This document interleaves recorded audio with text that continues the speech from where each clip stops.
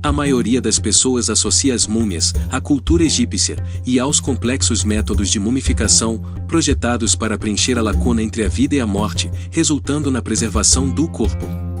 Embora a maioria das múmias descobertas hoje seja o resultado desse procedimento, houve casos raros em que um corpo mumificado é o resultado da preservação natural e não da preservação intencional.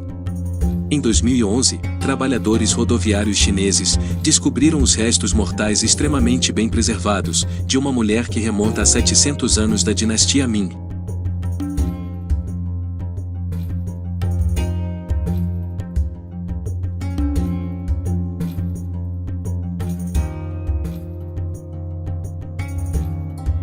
Esta descoberta lança luz sobre o modo de vida da dinastia Ming, ao mesmo tempo em que levanta inúmeras questões intrigantes.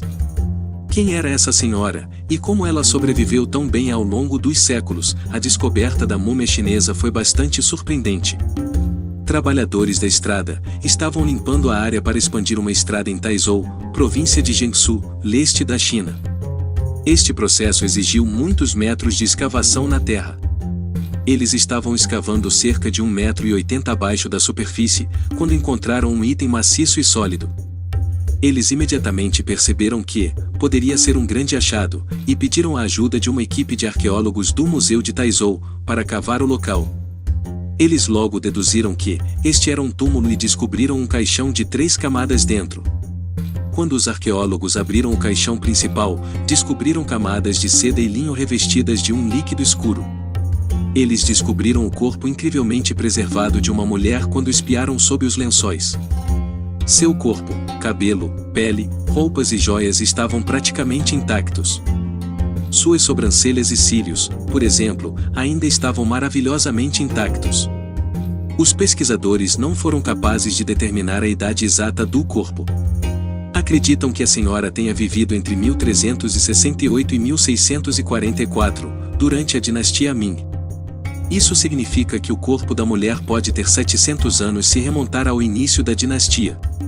A mulher usava roupas clássicas da dinastia Ming e estava adornada com várias peças de joalheria, incluindo um lindo anel verde. Supõe-se que ela era uma civil de alto escalão com base em suas joias e nas sedas ricas, em que estava embrulhada. Havia outros ossos, cerâmica, textos antigos e outras antiguidades no caixão.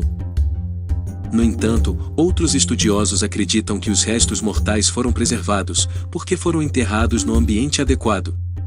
As bactérias não podem prosperar na água se a temperatura e os níveis de oxigênio estiverem precisamente corretos, e a decomposição pode ser retardada ou interrompida. Esta descoberta dá aos acadêmicos uma visão de perto das tradições da dinastia Ming. Eles podem ver as roupas e joias que as pessoas usavam, bem como algumas das antiguidades que eram utilizadas na época.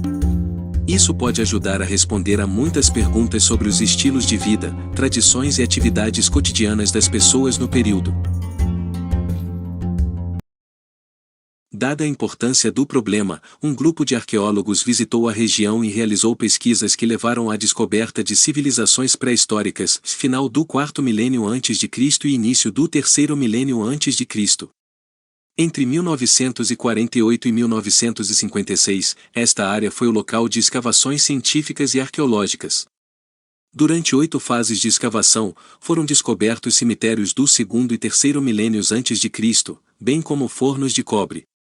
Numerosas cerâmicas e artigos de latão foram descobertos nos túmulos de Haddad. A área histórica de Haddad se estende por 60 quilômetros pelo centro do deserto de Lut.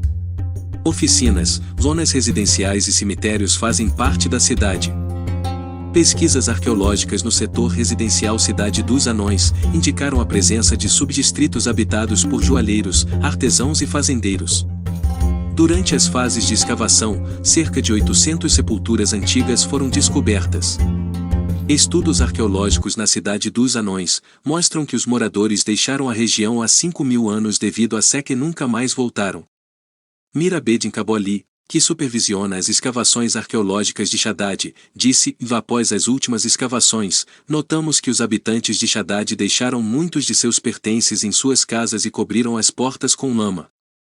Ele também disse que isso mostra que eles estavam esperançosos de voltar um dia. Cabo Ali, liga a partida do povo Haddad à seca. A arquitetura estranha das habitações, ruas e equipamentos descobertos no local é uma parte importante de Haddad.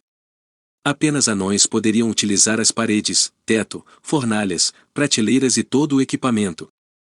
Rumores se espalharam sobre a descoberta dos ossos de um anão, depois de descobrir a cidade dos anões em Haddad, e lendas sobre as pessoas que viviam lá. O exemplo mais recente incluiu a descoberta de uma múmia diminuta medindo 25 centímetros de altura. Os traficantes planejavam vendê-lo na Alemanha por 80 bilhões de moedas locais.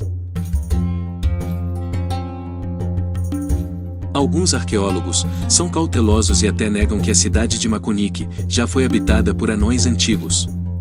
Como os estudos forenses não conseguiram determinar a sexualidade do cadáver, não podemos contar com eles para falar sobre a altura e a idade do corpo, e ainda são necessários mais estudos antropológicos para descobrir os detalhes sobre a descoberta, diz Javadi, arqueólogo da Organização do Patrimônio Cultural e Turismo da província de Kerman. A busca por uma sala escondida dentro da tumba do rei Tutankhamon começou em 2015, quando o arqueólogo britânico Nicholas Reeves descobriu o que ele acreditava ser o contorno de pelo menos uma porta escondida, construída nas paredes do interior da tumba, uma entrada para o que poderia até ser a câmara mortuária, há muito perdida da rainha Nefertiti, a esposa do faraó Akhenaton e madrasta do rei Tut. As descobertas levaram as autoridades egípcias a realizar vários conjuntos de varreduras de radar de penetração no solo e, embora alguns deles parecessem encontrar possíveis evidências de câmaras ocultas, os resultados foram considerados inconclusivos. Agora, porém, novas evidências surgiram na forma de hieróglifos escondidos nas paredes da tumba de Tutankhamon. As pinturas que mostram representações de Tutankhamon sendo enterrado por seu sucessor, originalmente, pareciam mostrar o enterro da rainha Nefertiti. Reeves disse ao The Guardian: agora posso mostrar que, sob as cartelas de Ai, há cartelas do próprio Tutankhamon, provando que aquela cena originalmente mostrava Tutankhamon enterrando sua antecessora, Nefertiti. Você não teria essa decoração na tumba de Tutankhamon. Reeves sustenta que isso. Ele também não é o único especialista a pensar isso, já que outros, como o especialista em radar George Ballard, também acreditam que há uma entrada oculta em algum lugar dentro da câmara funerária do rei Tut.